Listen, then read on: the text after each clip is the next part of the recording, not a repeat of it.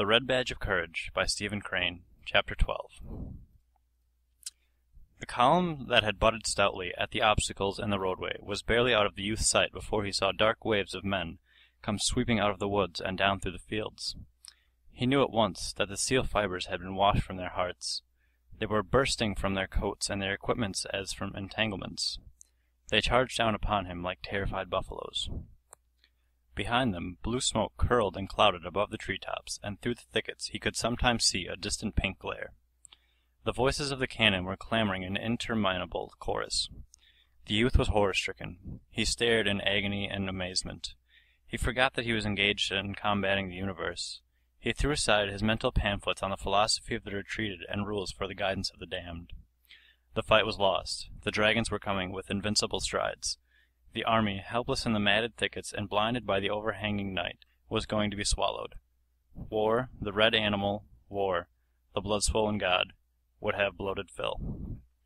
Within him, something bade to cry out. He had the impulse to make a rallying speech, to sing a battle hymn, but he could only get his tongue to call into the air, what's the matter? Soon he was in the midst of them. They were leaping and scampering all about him. Their blanched faces shone in the dusk. They seemed, for the most part, to be very burly men. The youth turned from one to another of them as they galloped along. His incoherent questions were lost. They were heedless of his appeals. They did not seem to see him. They sometimes gabbled insanely. One huge man was asking of the sky, "Say, where de plank road? Where de plank road?" It was as if he had lost a child. He wept in his pain and dismay. Presently, men were running hither and thither in all ways. The artillery booming, forward, rearward, and on the flanks made jumble of ideas of direction. Landmarks had vanished into the gathered gloom. The youth began to imagine that he had got into the center of the tremendous quarrel, and he could perceive no way out of it.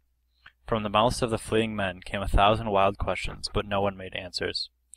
The youth, after rushing about and throwing interrogations at the heedless bands of retreating infantry, finally clutched a man by the arm. They swung around face to face. Why, stammered the youth, struggling with his balking tongue. The man screamed, "Let go me! Let go me!" His face was livid and his eyes were rolling uncontrolled. He was heaving and panting. He still grasped his rifle, perhaps having forgotten to release his hold upon it. He tugged frantically, and the youth, being compelled to lean forward, was dragged several paces. "Let go me! Let go me!" Why, stuttered the youth. "Well then," bawled the man in a lurid rage. He adroitly and fiercely swung his rifle. It crushed upon the youth's head. The man ran on. The youth's fingers had turned to paste upon the other's arm. The energy was smitten from his muscles. He saw the flaming wings of lightning flash before his vision. There was a deafening rumble of thunder within his head. Suddenly his legs seemed to die. He sank writhing to the ground. He tried to arise. In his efforts against the numbing pain he was like a man wrestling with a creature of the air. There was a sinister struggle. Sometimes he would achieve a position half erect, battle with the air for a moment, and then fall again, grabbing at the grass. His face was of a clammy pallor. Deep groans were wrenched from him. At last, with a twisting movement, he got upon his hands and knees, and from thence, like a babe trying to walk, to his feet. Pressing his hands to his temples, he went lurching over the grass. He fought an intense battle with his body. His dulled senses wished him to swoon, and he opposed them stubbornly, his mind portraying unknown dangers and mutilations if he should fall upon the field. He went tall soldier fashion. He imagined secluded spots where he could fall and be unmolested. To search for one, he strove against the tide of pain. Once he put his hand to the top of his head and timidly touched the wound. The scratching pain of the contact made him draw a long breath through his clenched teeth. His fingers were dabbled with blood. He regarded them with a fixed stare. Around him he could hear the grumble of jolted cannon as the scurrying horses were lashed toward the front. Once a young officer on a besplashed charger nearly ran him down. He turned and watched the mass of guns, men, and horses sweeping in a wide curve toward a gap in the fence. The officer was making excited motions with a gauntleted hand. The guns followed the team with an air of unwillingness, of being dragged by the heels. Some officers of the scattered infantry were cursing and railing like fishwives. Their scolding voices could be heard above the din. Into the unspeakable jumble in the roadway rode a squadron of cavalry.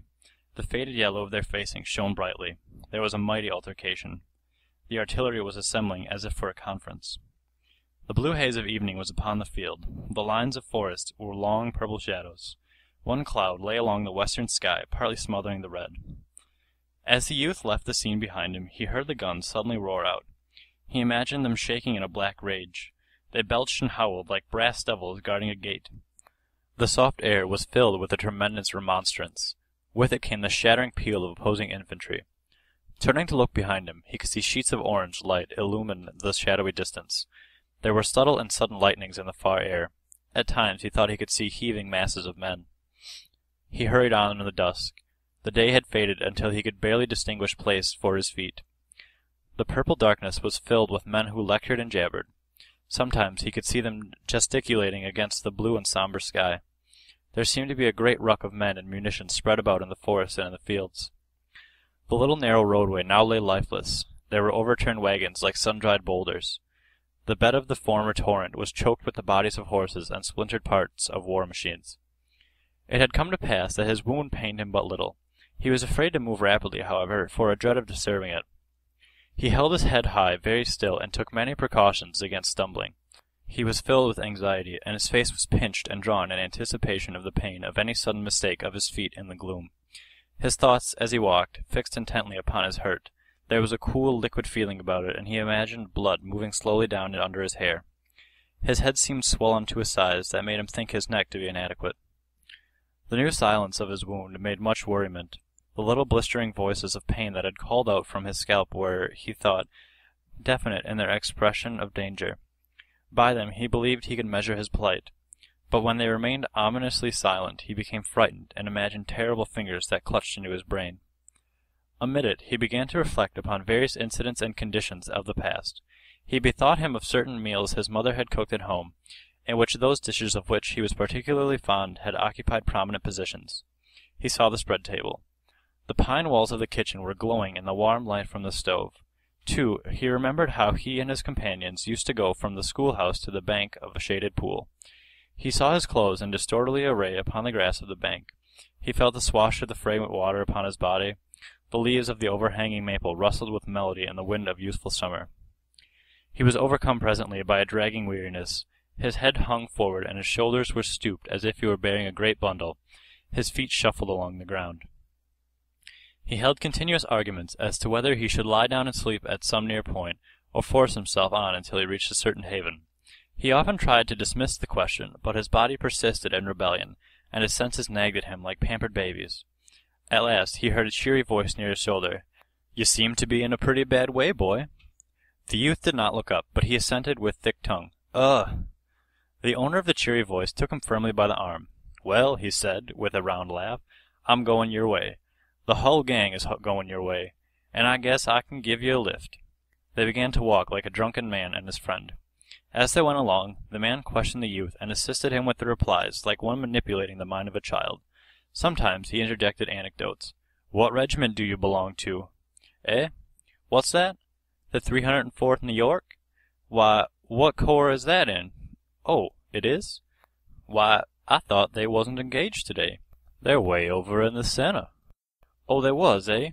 Well, pretty nearly everybody got their share fighting today. By dad, I give myself up for dead any number of times. There was shooting here and shooting there and hollering here and hollering there in the damned darkness until I couldn't tell to save my soul which side I was on. Sometimes I thought I was sure enough from Ohio, and other times I could have swore I was from the bitter end of Florida. It was the most mixed-up darn thing I ever seen. And these here Hull woods is a regular mess. It'll be a miracle if we find our regiments tonight. Pretty soon, though, we'll meet a plenty of guards and provost guards, and one thing and another. Ho! There they go with an officer, I guess. Look at his hand a-dragging. He's got all the war he wants, I bet. He won't be talking so big about his reputation at all, when they go to sawing off his leg. Poor feller. My brother's got whiskers just like that. How did you get way over here, anyhow? Your regiment is a long way from here, ain't it? Well, I guess we can find it. You know, there was a boy killed in my company today that I thought the world of and all. Jack was a nice feller. By ginger, it hurt like thunder to see old Jack just get knocked flat. He was a-standing purty peaceable for a spell, though there were men running every way all round us, and while he was a-standing like that, 'long come a big fat feller. He began to peck at Jack's elbow, and he says, "Say, where's the road to the river?" And Jack, he never paid no attention, and the feller kept on a-pecking at his elbow and saying, "Say, where's the road to the river?" Jack was a-looking ahead all the time, trying to see the Johnnies coming in through the woods, and he never paid no attention to this big fat feller for a long time. But at last he turned round and he says, "Go to hell and find the road to the river." And just then a shot slapped him bang on the side of the head. He was a sergeant, too. Them was his last words. Thunder, I wish he was sure of finding our regiments tonight. It's going to be long hunting, but I guess we can do it. In the search which followed, the man of the cheery voice seemed to the youth to possess a wand of a magic kind. He threaded the mazes of the tangled forest with a strange fortune. In encounters with guards and patrols he displayed the keenness of a detective and the valor of a gamin. Obstacles fell before him, and he became of assistance.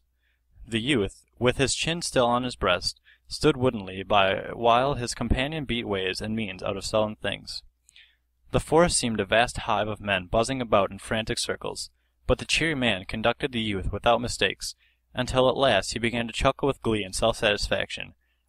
There you are. See that fire? The youth nodded stupidly. Well, there's where your regiment is. And now, goodbye, old boy. Good luck to you. A warm and strong hand clasped the youth's languid fingers for an instant, and then he heard a cheerful and audacious whistling as the man strode away. As he who had so befriended him was thus passing out of his life, it suddenly occurred to the youth that he had not once seen his face. End of chapter 12. The Red Badge of Courage by Stephen Crane. Chapter 13. The youth went slowly toward the fire indicated by his departed friend. As he reeled, he bethought him of the welcome his comrades would give him. He had a conviction that he would soon feel in his sore heart the barbed missiles of ridicule. He had no strength to invent a tale. He would be a soft target. He made vague plans to go off into the deeper darkness and hide, but they were all destroyed by the voices of exhaustion and pain from his body. His ailments, clamoring, forced him to seek the place of food and rest at whatever cost. He swung unsteadily toward the fire. He could see the forms of men throwing black shadows in the red light, and as he went nearer it became known to him in some way that the ground was strewn with sleeping men. Of a sudden he confronted a black and monstrous figure. A rifle barrel caught some glinting beams. "Halt! Halt!" He was dismayed for a moment, but he presently thought that he recognized the nervous voice. As he stood tottering before the rifle barrel, he called out, "Why, hello, Wilson. You here?" The rifle was lowered to a position of caution, and the loud soldier came slowly forward. He peered into the youth's face. "That you, Henry?" "Yes, it's me." Well, old boy," said the other. "By Ginger, I'm glad to see you. I give you up for a goner. I thought you was dead, sure enough." There was a husky emotion in his voice. The youth found that now he could barely stand upon his feet. There was a sudden sinking of his forces. He thought he must hasten to produce his tale to protect him from the missiles already on the lips of his redoubtable comrades. So staggering before the loud soldier, he began, Yes, I've had an awful time. I've been all over. Way over on the right. Terrible fighting over there. I had an awful time. I got separated from the regiment. Over on the right I got shot in the head. I never see such fighting. Awful time. I don't see how I could have got separated from the regiment. I got shot, too." His friend had stepped forward quickly. "What? You got shot? Why didn't you say so first? Poor old boy, we must... Hold on a minute. What am I doing? I'll call Simpson." Another figure at that moment loomed in the gloom. They could see it was the corporal. "Who you talking to, Wilson?" he demanded. His voice was anger-toned. "Who you talking to?" Yeah, they turned to sentinel. Why, hello, Henry, you here? Why, I thought you was dead 4 hours ago. Great Jerusalem, they keep turning up every 10 minutes or so. We thought we'd lost 42 men by straight count, but if they keep on a-comin' this way, we'll get the company all back by morning yet. Where was you? Over on the right. I got separated, began the youth with considerable glibness. But his friend had interrupted hastily. Yes, and he got shot in the head, and he's in a fix, and we must see to him right away. He rested his rifle in the hollow of his left arm, and his right around the youth's shoulder. Gee, it must hurt like thunder, he said. The youth leaned heavily upon his friend. Yes, it hurts. Hurts a good deal, he replied. There was a faltering in his voice. Oh, said the corporal. He linked his arm in the youth's and drew him forward. Come on, Henry. I'll take care of you. As they went on together, the loud private called out after them, Put him to sleep in my blanket, Simpson. And, hold on a minute, here's my canteen. It's full of coffee. Look at his head by the fire and see how it looks. Maybe it's a pretty bad one. When I get relieved in a couple of minutes, I'll be over there and see to him. The youth's senses were so deadened that his friend's voice sounded from afar, and he could scarcely feel the pressure of the corporal's arm. He submitted passively to the latter's directing strength. His head was in the old manner, hanging forward upon his breast. His knees wobbled. The corporal led him to the glare of the fire. Now, Henry, he said, let's have a look at your old head. The youth sat obediently, and the corporal, laying aside his rifle, began to fumble in the bushy hair of his comrade. He was obliged to turn the other's head so that the full flush of the firelight would beam upon it. He puckered his mouth with a critical air. He drew back his lips and whistled through his teeth when his fingers came in contact with the splashed blood in the rare wound. Ah, here we are, he said. He awkwardly made further investigations. Just as I thought, he added presently. You've been grazed by a ball. It's raised a queer lump, just as if some feller had lammed you on the head with a club. It stopped a-bleeding a long time ago. The most about it is that in the morning you'll feel that a number 10 hat wouldn't fit you, and your head'll be all het up and feel as dry as burnt pork. And you may get a lot of other sicknesses, too, by morning. You can't never tell. Still, I don't much think so. It's just a damn good belt on the head and nothing more. Now, you just sit here and don't move while I go rout out the relief. Then I'll send Wilson to take care of you. The corporal went away. The youth remained on the ground like a parcel. He stared with a vacant look into the fire. After a time he aroused for some part, and the things about him began to take form. He saw that the ground in the deep shadows was cluttered with men, sprawling in every conceivable posture. Glancing narrowly into the more distant darkness, he caught occasional glimpses of visages that loomed pallid and ghostly, lit with a phosphorescent glow. These faces expressed in their lines the deep stupor of the tired soldiers. They made them appear like men drunk with wine. This bit of forest might have appeared to an ethereal wanderer as a scene of the result of some frightful debauch. On the other side of the fire the youth observed an officer asleep, seated bolt upright with his back against a tree. There was something perilous in his position. Badgered by dreams, perhaps, he swayed with little bounces and starts like an old toddy-stricken grandfather in a chimney corner. Dust and stains were upon his face. His lower jaw hung down as if lacking strength to assume its normal position. He was the picture of an exhausted soldier after a feast of war. He had evidently gone to sleep with his sword in his arms. These two had slumbered in an embrace, but the weapon had been allowed in time to fall unheeded to the ground. The brass-mounted hilt lay in contact with some parts of the fire. Within the gleam of rose and orange light from the burning sticks were other soldiers, snoring and heaving, or lying death-like in slumber. A few pairs of legs were stuck forth, rigid and straight.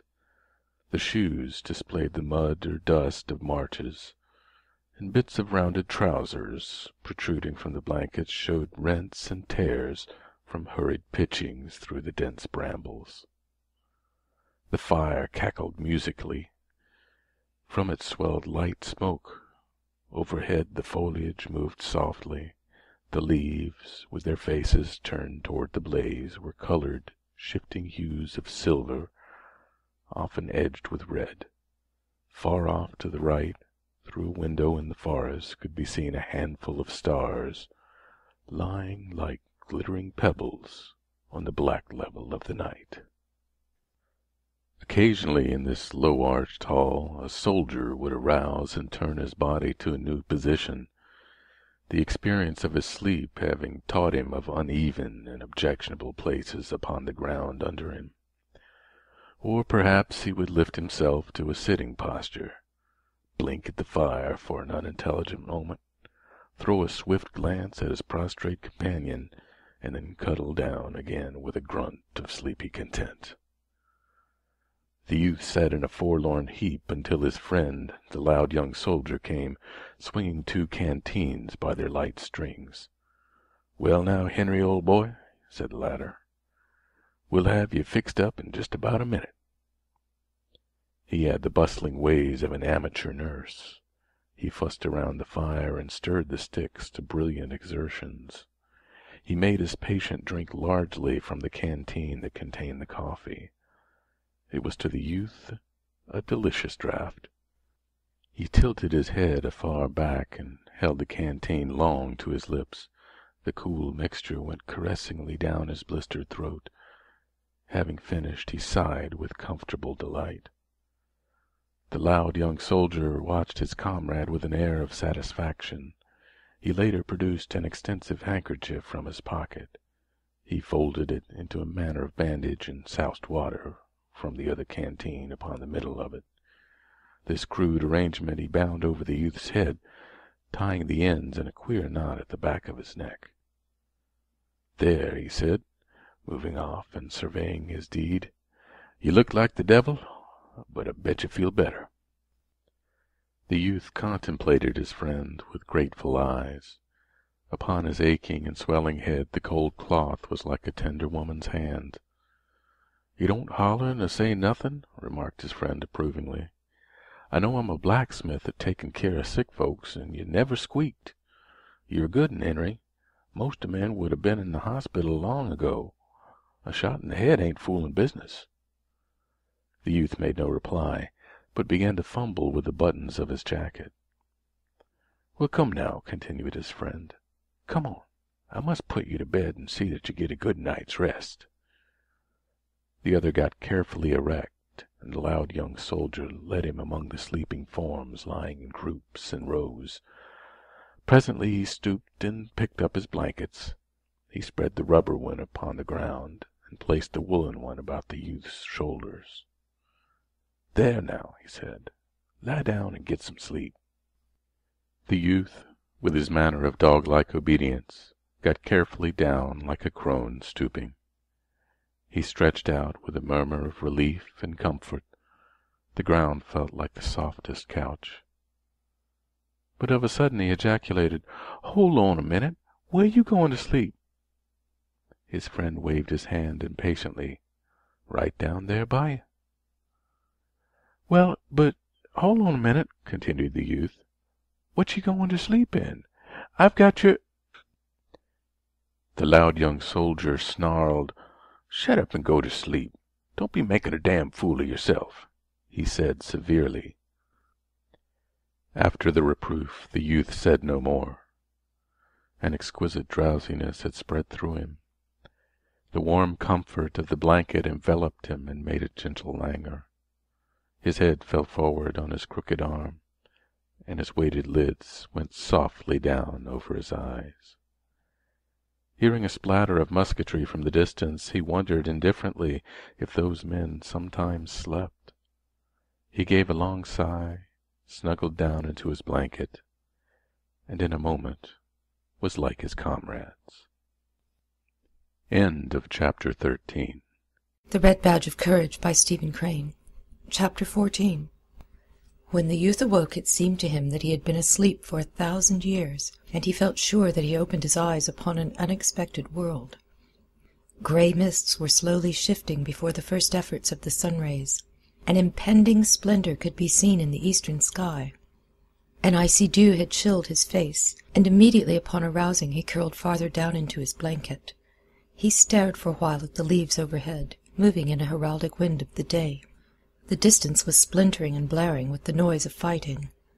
There was in the sound an expression of a deadly persistency, as if it had not begun and was not to cease. About him were the rows and groups of men that he had dimly seen the previous night. They were getting a last draught of sleep before the awakening.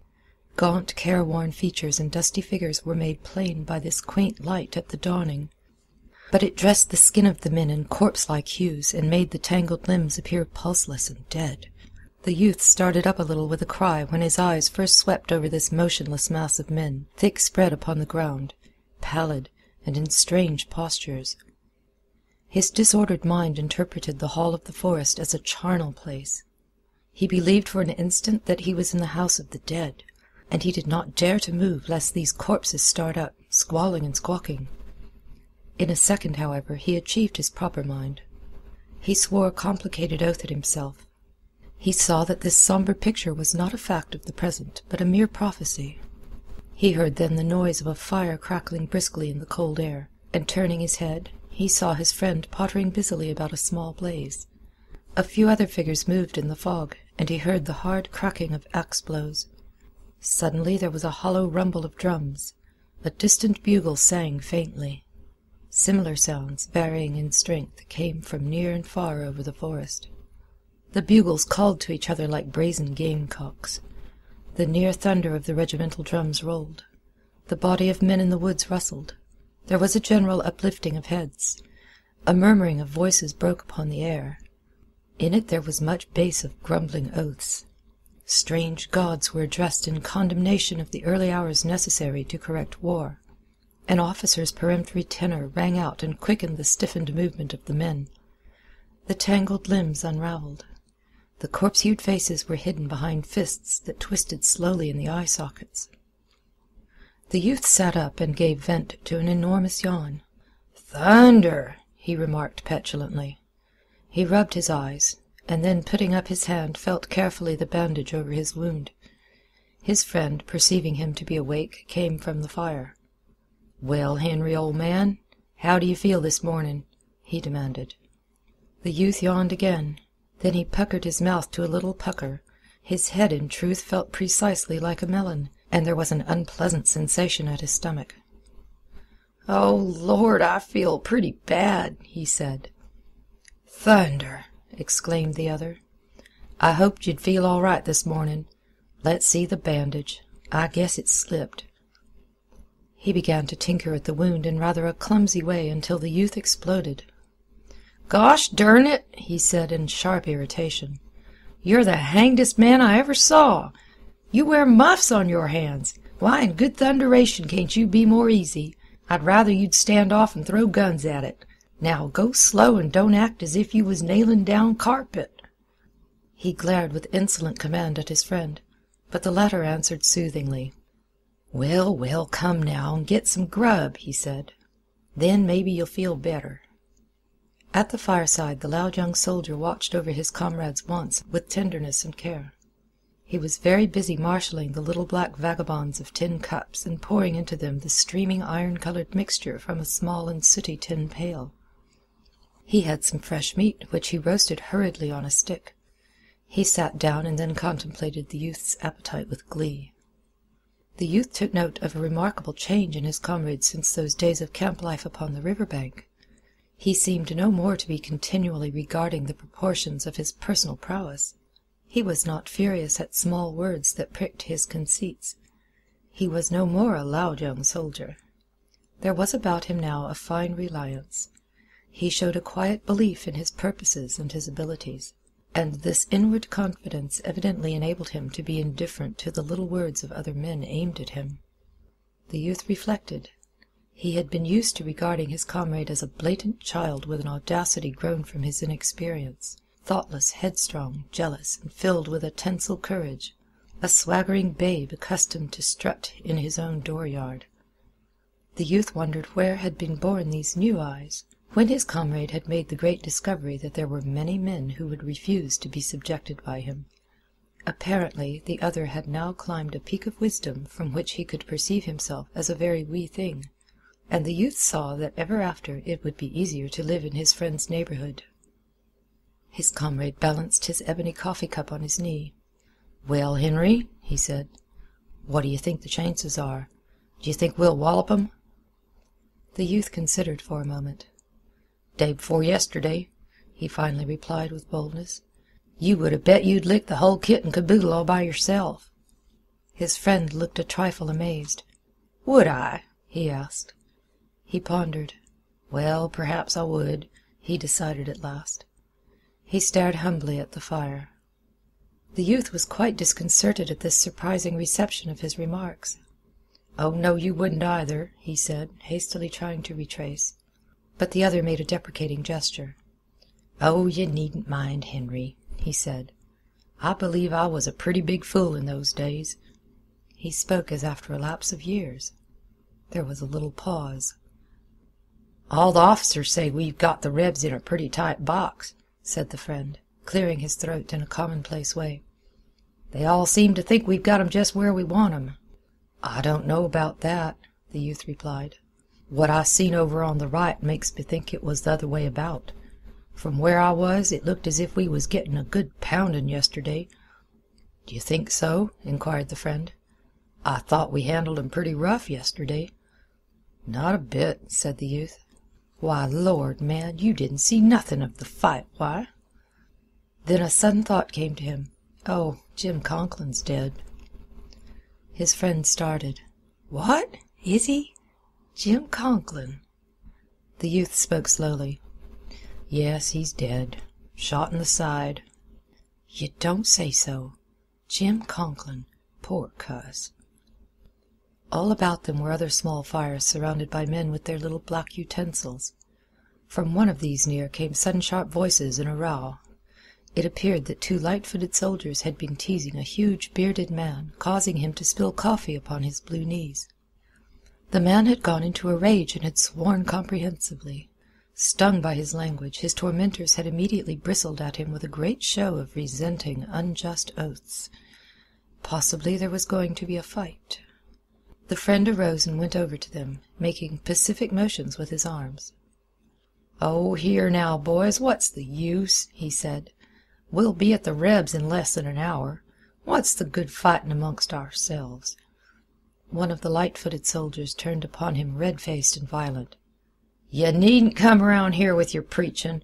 I s'pose you don't approve of fightin' since Charlie Morgan licked you, but I don't see what business this here is of yours or anybody else." "Well, it ain't," said the friend mildly.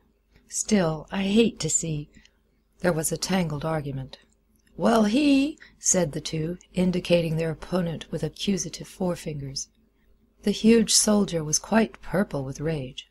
He pointed at the two soldiers with his great hand, extended claw-like. "Well, they—" But during this argumentative time the desire to deal blows seemed to pass, although they said much to each other. Finally the friend returned to his old seat. In a short while the three antagonists could be seen together in an amiable bunch. "Jimmy Rogers says I'll have to fight him after the battle today," announced the friend as he again seated himself. "He says he don't allow no interfering in his business. I hate to see the boys fighting amongst themselves." The youth laughed. "You're changed a good bit. You ain't at all like you was. I remember when you and that Irish feller— ha, ha, ha!" He stopped and laughed again. "No, I didn't used to be that way," said his friend thoughtfully. "That's true enough." "Well, I didn't mean—" began the youth. The friend made another deprecatory gesture. "Oh, you needn't mind, Henry." There was another little pause. "The regiment lost over half the men yesterday," remarked the friend eventually. "I thought of course they was all dead, but laws, they kept a-comin' back last night until it seems after all we didn't lose but a few. They'd been scattered all over, wandering around in the woods, fightin' with other regiments and everything, just like you done." "So," said the youth. End of chapter 14. Read by Sandra in Wales, United Kingdom. June 2006. The Red Badge of Courage by Stephen Crane. Chapter 15. The regiment was standing at order arms at the side of a lane, waiting for the command to march, when suddenly the youth remembered the little packet enwrapped in a faded yellow envelope which the loud young soldier with lugubrious words had entrusted to him. It made him start. He uttered an exclamation and turned towards his comrade. "Wilson!" "What?" His friend, at his side in the ranks, was thoughtfully staring down the road. From some cause his expression was at that moment very meek. The youth, regarding him with sidelong glances, felt impelled to change his purpose. "Oh, nothing," he said. His friend turned his head in some surprise. "Why, what was you going to say?" "Oh, nothing," repeated the youth. He resolved not to deal the little blow. It was sufficient that the fact made him glad. It was not necessary to knock his friend on the head with the misguided packet. He had been possessed of much fear of his friend, for he saw how easily questionings could make holes in his feelings. Lately he had assured himself that the altered comrade would not tantalize him with a persistent curiosity, but he felt certain that during the first period of leisure his friend would ask him to relate his adventures of the previous day. He now rejoiced in the possession of a small weapon with which he could prostrate his comrade at the first signs of a cross-examination. He was master. It would now be he who could laugh and shoot the shafts of derision. The friend had, in a weak hour, spoken with sobs of his own death.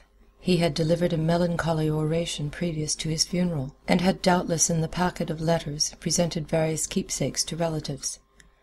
But he had not died, and thus he had delivered himself into the hands of the youth. The latter felt immensely superior to his friend, but he inclined to condescension. He adopted toward him an air of patronizing good humor. His self-pride was now entirely restored. In the shade of its flourishing growth he stood with braced and self-confident legs, and since nothing could now be discovered he did not shrink from an encounter with the eyes of judges, and allowed no thoughts of his own to keep him from an attitude of manfulness. He had performed his mistakes in the dark, so he was still a man. Indeed, when he remembered his fortunes of yesterday, and looked at them from a distance, he began to see something fine there. He had license to be pompous and veteran-like. His panting agonies of the past he put out of his sight. In the present he declared to himself that it was only the doomed and the damned who roared with sincerity at circumstance. Few but they ever did it. A man with a full stomach and the respect of his fellows had no business to scold about anything he might think to be wrong in the ways of the universe, or even with the ways of society.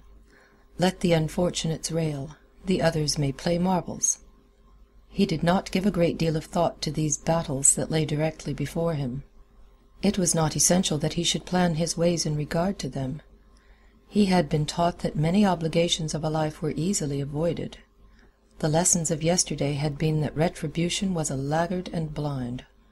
With these facts before him he did not deem it necessary that he should become feverish over the possibilities of the ensuing 24 hours. He could leave much to chance. Besides, a faith in himself had secretly blossomed. There was a little flower of confidence growing within him. He was now a man of experience. He had been out among the dragons, he said, and assured himself that they were not so hideous as he had imagined them. Also, they were inaccurate. They did not sting with precision. A stout heart often defied, and defying, escaped. And furthermore, how could they kill him who was the chosen of gods and doomed to greatness?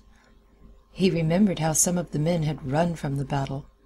As he recalled their terror-struck faces he felt a scorn for them. They had surely been more fleet and more wild than was absolutely necessary. They were weak mortals. As for himself, he had fled with discretion and dignity. He was aroused from this reverie by his friend, who, having hitched about nervously and blinked at the trees for a time, suddenly coughed in an introductory way and spoke. "Fleming." "What?" The friend put his hand up to his mouth and coughed again. He fidgeted in his jacket. "Well," he gulped at last, "I guess you might as well give me back them letters." Dark, prickling blood had flushed into his cheeks and brow. "All right, Wilson," said the youth.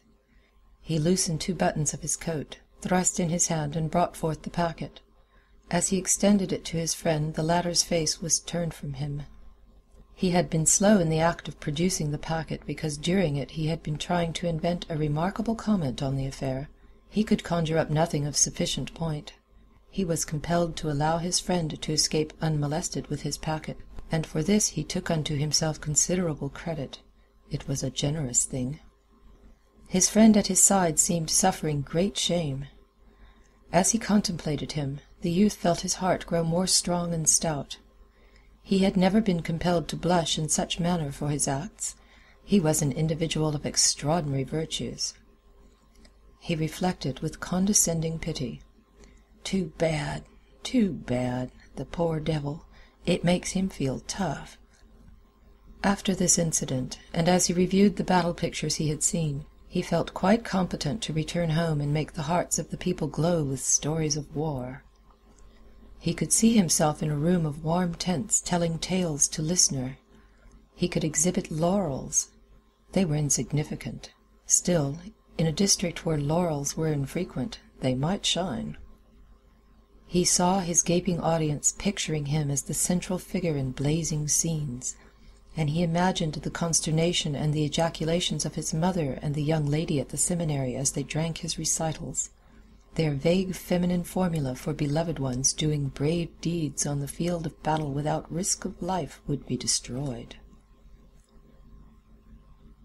End of chapter 15. Read by Sandra in Wales, United Kingdom. June 2006. The Red Badge of Courage by Stephen Crane. Chapter 16. A sputtering of musketry was always to be heard. Later, the cannon had entered the dispute. In the fog-filled air the voices made a thudding sound. The reverberations were continual. This part of the world led a strange, battleful existence. The youth's regiment was marched to relieve a command that had lain long in some damp trenches. The men took positions behind a curving line of rifle pits that had been turned up, like a large furrow, along the lines of woods. Before them was a level stretch, peopled with short, deformed stumps. From the woods beyond came the dull popping of the skirmishers and pickets, firing in the fog. From the right came the noise of a terrific fracas. The men cuddled behind the small embankment and sat easy in attitudes awaiting their turn. Many had their backs to the firing. The youth's friend lay down, buried his face in his arms, and almost instantly, it seemed, he was in a deep sleep. The youth leaned his breast against the brown dirt and peered over at the woods and up and down the line. Curtains of these trees interfered with his ways of vision. He could see the low line of trenches, but for a short distance. A few idle flags were perched on the dirt hills. Beyond them were rows of dark bodies with a few heads sticking curiously over the top. Always the noise of skirmishers came from the woods on the front and left, and the din on the right had grown to frightful proportions. The guns were roaring without an instant's pause for breath. It seemed that the cannon had come from all parts and were engaged in a stupendous wrangle. It became impossible to make a sentence heard. The youth wished to launch a joke, a quotation from newspapers. He desired to say, "All quiet on the Rappahannock," but the guns refused to permit even a comment upon their uproar. He never successfully concluded the sentence. But at last the guns stopped, and among the men in the rifle pits rumors again flew, like birds, but they were now for the most part black creatures who flapped their wings drearily near to the ground and refused to rise on any wings of hope. The men's faces grew doleful from the interpreting of omens. Tales of hesitation and uncertainty on the part of those in high place and responsibility came to their ears. Stories of disaster were borne into their minds with many proofs. This din of musketry on the right, growing like a released genie of sound, expressed and emphasized the army's plight. The men were disheartened and began to mutter. They made gestures expressive of the sentence, "Oh, what can we do?" And it could always be seen that they were bewildered by the alleged news and could not fully comprehend a defeat. Before the grey mists had been totally obliterated by the sun rays, the regiment was marching in a spread column that was retiring carefully through the woods. The disordered, hurrying lines of the enemy could sometimes be seen down through the groves and little fields. They were yelling, shrill and exultant. At this sight the youth forgot many personal matters and became greatly enraged. He exploded in loud sentences. "But Jiminy, we're general by a lot of lunkheads." "More than one feller has said that today," observed a man. His friend, recently aroused, was still very drowsy. He looked behind him until his mind took in the meaning of the movement. Then he sighed. "Oh, well, I s'pose we got licked," he remarked sadly. The youth had a thought that it would not be handsome for him to freely condemn other men. He made an attempt to restrain himself, but the words upon his tongue were too bitter. He presently began a long and intricate denunciation of the commander of the forces. "Maybe it wasn't all his fault, not altogether. He did the best he knowed. It's our luck to get licked often," said his friend in a weary tone. He was trudging along with stooped shoulders and shifting eyes like a man who has been caned and kicked. "Well, don't we fight like the devil? Don't we do all that men can?" demanded the youth loudly. He was secretly dumbfounded at this sentiment when it came from his lips. For a moment his face lost its valor and he looked guiltily about him. But no one questioned his right to deal in such words, and presently he recovered his air of courage. He went on to repeat a statement he had heard going from group to group at the camp that morning. "The brigadier said he never saw a new regiment fight the way we fought yesterday, didn't he? And we didn't do better than many another regiment, did we? You can't say it's this army's fault, can you?" In his reply, the friend's voice was stern. "Of course not," he said. "No man dare say we don't fight like the devil. No man will ever dare say it. The boys fight like hell roosters, but still we don't have no luck." "Well, then, if we fight like the devil and don't ever whip, it must be the general's fault," said the youth grandly and decisively. "And I don't see any sense in fighting and fighting and fighting, yet always losing through some derned old lunkhead of a general." A sarcastic man who was tramping at the youth's side then spoke lazily. "Mebbe you think you fit the hull battle yesterday, Fleming," he remarked. The speech pierced the youth. Inwardly he was reduced to an abject pulp by these chance words. His legs quaked privately. He cast a frightened glance at the sarcastic man. "Why, no," he hastened to say in a conciliating voice. "I don't think I fought the whole battle yesterday." But the other seemed innocent of any deeper meaning. Apparently he had no information. It was merely his habit. "Oh," he replied in the same tone of calm derision. The youth, nevertheless, felt a threat. His mind shrank from going near to the danger, and thereafter he was silent. The significance of the sarcastic man's words took from him all loud moods that would make him appear prominent. He became suddenly a modest person. There was low-toned talk among the troops.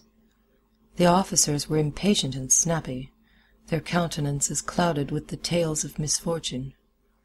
The troops, sifting through the forest, were sullen. In the youth's company once a man's laugh rang out. A dozen soldiers turned their faces quickly toward him and frowned with vague displeasure. The noise of firing dogged their footsteps. Sometimes it seemed to be driven a little way, but it always returned again with increased insolence. The men muttered and cursed, throwing black looks in its direction. In a clear space the troops were at last halted. Regiments and brigades, broken and detached through their encounters with thickets, grew together again and lines were faced towards the pursuing bark of the enemy's infantry. The noise, following like yelpings of eager metallic hounds, increased to a loud and joyous burst, and then, as the sun went serenely up the sky, throwing illuminating rays into the gloomy thickets, it broke forth into prolonged pealings. The woods began to crackle as if afire. "Whoop-a-da-da-dee," said a man. "Here we are, everybody fighting, blood and destruction." "I was willing to bet they'd attack as soon as the sun got fairly up," savagely asserted the lieutenant who commanded the youth's company. He jerked without mercy at his little moustache.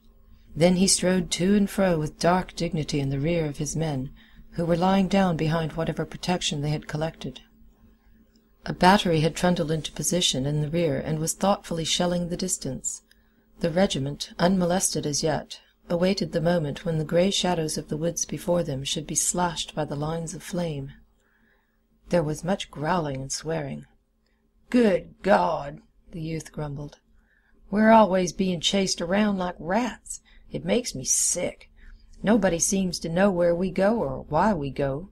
We just get fired around from pillar to post and get licked here and get licked there, and nobody knows what it's done for.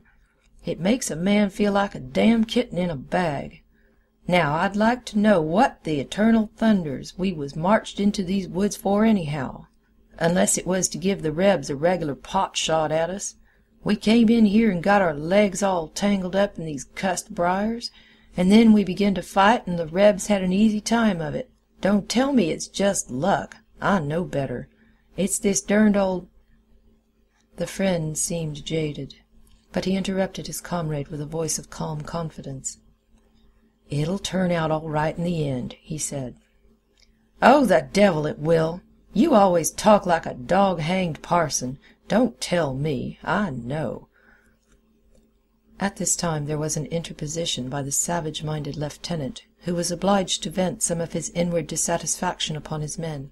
"You boys shut right up. There's no need of your wasting your breath in long-winded arguments about this and that and the other. You've been jawing like a lot of old hens. All you've got to do is fight, and you'll get plenty of that to do in about 10 minutes. Less talking and more fighting is what's best for you boys. I never saw such gabbling jackasses." He paused, ready to pounce upon any man who might have the temerity to reply. No words being said, he resumed his dignified pacing. "There's too much chin music and too little fighting in this war anyhow," he said to them, turning his head for a final remark. The day had grown more white, until the sun shed his full radiance upon the thronged forest. A sort of a gust of battle came sweeping toward that part of the line where lay the youth's regiment. The front shifted a trifle to meet it squarely. There was a wait. In this part of the field there passed slowly the intense moments that precede the tempest. A single rifle flashed in a thicket before the regiment. In an instant it was joined by many others. There was a mighty song of clashes and crashes that went sweeping through the woods, the guns in the rear, aroused and enraged by shells that had been thrown burr-like at them, suddenly involved themselves in a hideous altercation with another band of guns. The battle roar settled to a rolling thunder, which was a single long explosion. In the regiment there was a peculiar kind of hesitation denoted in the attitudes of the men. They were worn, exhausted, having slept but little and laboured much. They rolled their eyes towards the advancing battle as they stood awaiting the shock. Some shrank and flinched. They stood as men tied to stakes. End of chapter 16. Read by Sandra in Wales, United Kingdom. June 2006. The Red Badge of Courage by Stephen Crane. Chapter 17. This advance of the enemy had seemed to the youth like a ruthless hunting. He began to fume with rage and exasperation. He beat his foot upon the ground, and scowled with hate at the swirling smoke that was approaching like a phantom flood. There was a maddening quality in this seeming resolution of the foe to give him no rest, to give him no time to sit down and think. Yesterday he had fought, and had fled rapidly. There had been many adventures. For today he felt that he had earned opportunities for contemplative repose. He could have enjoyed portraying to uninitiated listeners various scenes at which he had been a witness, or ably discussing the processes of war with other proved men. 2, it was important that he should have time for physical recuperation. He was sore and stiff from his experiences. He had received his fill of all exertions, and he wished to rest. But those other men never seemed to grow weary. They were fighting with their old speed. He had a wild hate for the relentless foe. Yesterday, when he had imagined the universe to be against him, he had hated it, little gods and big gods. Today, he hated the army of the foe with the same great hatred. He was not going to be badgered of his life, like a kitten chased by boys, he said. It was not well to drive men into final corners. At those moments they could all develop teeth and claws. He leaned and spoke into his friend's ear. He menaced the woods with a gesture. "If they keep on chasing us, by God, they'd better watch out. Can't stand too much." The friend twisted his head and made a calm reply. "If they keep on a-chasing us, they'll drive us all into the river." The youth cried out savagely at this statement. He crouched behind a little tree, with his eyes burning hatefully and his teeth set in a curl-like snarl. The awkward bandage was still about his head, and upon it, over his wound, there was a spot of dry blood. His hair was wondrously tousled, and some straggling, moving locks hung over the cloth of the bandage down toward his forehead. His jacket and shirt were open at the throat, and exposed his young, bronzed neck. There could be seen spasmodic gulpings at his throat. His fingers twined nervously about his rifle. He wished that it was an engine of annihilating power. He felt that he and his companions were being taunted and derided from sincere convictions that they were poor and puny. His knowledge of his inability to take vengeance for it made his rage into a dark and stormy spectre that possessed him and made him dream of abominable cruelties. The tormentors were flies, sucking insolently at his blood, and he thought that he would have given his life for a revenge of seeing their faces in pitiful plights. The winds of battle had swept all about the regiment, until the one rifle, instantly followed by others, flashed in its front. A moment later the regiment roared forth its sudden and valiant retort. A dense wall of smoke settled down. It was furiously slit and slashed by the knife-like fire from the rifles. To the youth, the fighters resembled animals tossed for a death struggle into a dark pit. There was a sensation that he and his fellows at bay were pushing back, always pushing fierce onslaughts of creatures who were slippery. Their beams of crimson seemed to get no purchase upon the bodies of their foes. The latter seemed to evade them with ease and come through, between, around, and about with unopposed skill. When, in a dream, it occurred to the youth that his rifle was an impotent stick, he lost sense of everything but his hate, his desire to smash into pulp the glittering smile of victory which he could feel upon the faces of his enemies. The blue, smoke-swallowed line curled and writhed like a snake stepped upon. It swung its ends to and fro in an agony of fear and rage. The youth was not conscious that he was erect upon his feet. He did not know the direction of the ground. Indeed, once he even lost the habit of balance and fell heavily. He was up again immediately. One thought went through the chaos of his brain at the time. He wondered if he had fallen because he had been shot. But the suspicion flew away at once. He did not think more of it. He had taken up a first position behind the little tree, with the direct determination to hold it against the world. He had not deemed it possible that his army could that day succeed, and from this he felt the ability to fight harder. But the throng had surged in all ways, until he lost directions and locations, save that he knew where lay the enemy. The flames bit him, and the hot smoke broiled his skin. His rifle barrel grew so hot that ordinarily he could not have borne it upon his palms, but he kept on stuffing cartridges into it, and pounding them with his clanking, bending ramrod. If he aimed at some changing form through the smoke, he pulled the trigger with a fierce grunt, as if he were dealing a blow of the fist with all his strength. When the enemy seemed falling back before him and his fellows, he went instantly forward, like a dog who, seeing his foes lagging, turns and insists upon being pursued, and when he was compelled to retire again, he did it slowly, sullenly, taking steps of wrathful despair. Once, he, in his intent hate, was almost done, and was firing, when all those near him had ceased. He was so engrossed in his occupation that he was not aware of a lull. He was recalled by a hoarse laugh, and a sentence that came to his ears in a voice of contempt and amazement. "You infernal fool, Don't you know enough to quit when there ain't anything to shoot at? Good God!"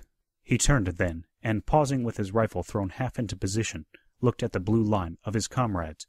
During this moment of leisure, they seemed to all be engaged in staring with astonishment at him. They had become spectators. Turning to the front again, he saw, under the lifted smoke, a deserted ground. He looked bewildered for a moment. Then there appeared upon the glazed vacancy of his eyes a diamond point of intelligence. "Oh," he said, comprehending. He returned to his comrades and threw himself upon the ground. He sprawled like a man who had been thrashed. His flesh seemed strangely on fire, and the sounds of the battle continued in his ears. He groped blindly for his canteen. The lieutenant was crowing. He seemed drunk with fighting. He called out to the youth, "By heavens, if I had 10,000 wildcats like you, I could tear the stomach out of this war in less than a week." He puffed out his chest with large dignity as he said it. Some of the men muttered and looked at the youth in awestruck ways. It was plain that as he had gone on loading and firing and cursing without proper intermission, they had found time to regard him, and they now looked upon him as a war devil. The friend came staggering to him. There was some fright and dismay in his voice. "Are you all right, Fleming? Do you feel all right? There ain't nothing the matter with you, Henry, is there?" "No," said the youth with difficulty. His throat seemed full of knobs and burrs.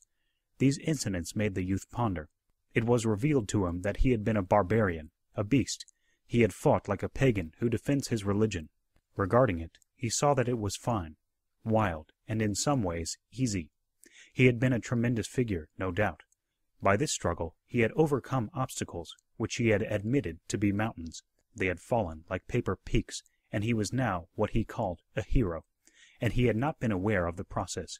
He had slept, and, awakening, found himself a knight. He lay and basked in the occasional stares of his comrades. Their faces were varied in degrees of blackness from the burnt powder. Some were utterly smudged. They were reeking with perspiration, and their breaths came hard and wheezing. And from these soiled expanses they peered at him. "Hot work! Hot work!" cried the lieutenant deliriously. He walked up and down, restless and eager. Sometimes his voice could be heard in a wild, incomprehensible laugh. When he had a particularly profound thought upon the science of war, he always unconsciously addressed himself to the youth. There was some grim rejoicing by the men. "By thunder, I bet this army'll never see a new regiment like us." "You bet. A dog, a woman, and a walnut tree. The more you beat 'em, the better they be. That's like us. Lost a piler men, they did. If an old woman swept up the woods, she'd get a dustpan full. Yes, and if she'll come around again in 'bout an hour, she'll get a pile more." The forest still bore its burden of clamor. From off under the trees came the rolling clatter of the musketry. Each distant thicket seemed a strange porcupine with quills of flame. A cloud of dark smoke, as from smoldering ruins, went up toward the sun, now bright and gay, in the blue enameled sky. End of Chapter 17. The Red Badge of Courage, by Stephen Crane. Chapter 18. The ragged line had respite for some minutes, but during its pause, the struggle in the forest became magnified until the trees seemed to quiver from the firing, and the ground to shake from the rushing of men. The voices of the cannon were mingled in a long and interminable row. It seemed difficult to live in such an atmosphere. The chests of the men strained for a bit of freshness, and their throats craved water. There was one shot through the body, who raised a cry of bitter lamentation when came this lull. Perhaps he had been calling out during the fighting also, but at that time no one had heard him. But now the men turned at the woeful complaints of him upon the ground. "Who is it? Who is it?" "It's Jimmy Rogers. Jimmy Rogers." When their eyes first encountered him, there was a sudden halt, as if they feared to go near. He was thrashing about in the grass, twisting his shuddering body into many strange postures. He was screaming loudly. This instant's hesitation seemed to fill him with a tremendous, fantastic contempt, and he damned them in shrieked sentences. The youth's friend had a geographical allusion concerning a stream, and he obtained permission to go for some water. Immediately, canteens were showered upon him. "Fill mine, will ye?" "Bring me some, too." "And me, too." He departed, ladened. The youth went with his friend, feeling a desire to throw his heated body into the stream and, soaking there, drink quarts. They made a hurried search for the supposed stream, but did not find it. "No water here," said the youth.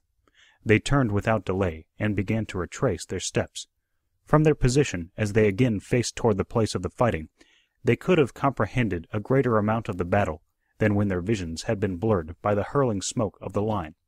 They could see dark stretches winding along the land, and on one cleared space there was a row of guns making gray clouds, which were filled with large flashes of orange-colored flame. Over some foliage they could see the roof of a house. One window, glowing a deep murder red, shone squarely through the leaves. From the edifice a tall, leaning tower of smoke went far into the sky. Looking over their own troops, they saw mixed masses slowly getting into regular form. The sunlight made twinkling points of the bright steel. To the rear there was a glimpse of a distant roadway as it curved over a slope. It was crowded with retreating infantry. From all the interwoven forest arose the smoke and bluster of the battle. The air was always occupied by a blaring. Near where they stood, shells were flip-flapping and hooting. Occasional bullets buzzed in the air and spanged into tree trunks. Wounded men and other stragglers were slinking through the woods. Looking down an aisle of the grove, the youth and his companion saw a jangling general and his staff almost ride upon a wounded man, who was crawling on his hands and knees. The general reined strongly at his charger's opened and foamy mouth, and guided it with dexterous horsemanship past the man. The latter scrambled in wild and torturing haste. His strength evidently failed him as he reached a place of safety. One of his arms suddenly weakened, and he fell, sliding over upon his back. He lay stretched out, breathing gently. A moment later the small, creaking cavalcade was directly in front of the two soldiers. Another officer, riding with the skillful abandon of a cowboy, galloped his horse to a position directly before the general. The two unnoticed foot soldiers made a little show of going on, but they lingered near in the desire to overhear the conversation. Perhaps, they thought, some great inner historical things would be said. The general, whom the boys knew as the commander of their division, looked at the other officer and spoke coolly, as if he were criticizing his clothes. "The enemy's forming over there for another charge," he said. "It'll be directed against Whiterside, and I fear they'll break through unless we work like thunder to stop them." The other swore at his restive horse, and then cleared his throat. He made a gesture toward his cap. "It'll be hell to pay stopping them," he said shortly. "I presume so," remarked the general. Then he began to talk rapidly and in a lower tone. He frequently illustrated his words with a pointing finger. The two infantrymen could hear nothing, until finally he asked, "What troops can you spare?" The officer who rode like a cowboy reflected for an instant. "Well," he said, "I had to order in the 12th to help the 76th, and I haven't really got any. But there's the 304th. They fight like a lot of mule drivers. I can spare them best of any." The youth and his friend exchanged glances of astonishment. The general spoke sharply. "Get 'em ready, then. I'll watch developments from here, and send you word when to start them. It'll happen in 5 minutes." As the other officer tossed his fingers toward his cap and, wheeling his horse, started away, the general called out to him in a sober voice, "I don't believe many of your mule drivers will get back." The other shouted something in reply. He smiled. With scared faces, the youth and his companion hurried back to the line. These happenings had occupied an incredibly short time, yet the youth felt that in them he had been made aged. New eyes were given to him, and the most startling thing was to learn suddenly that he was very insignificant. The officer spoke of the regiment as if he referred to a broom. Some part of the woods needed sweeping, perhaps, and he merely indicated a broom in a tone properly indifferent to its fate.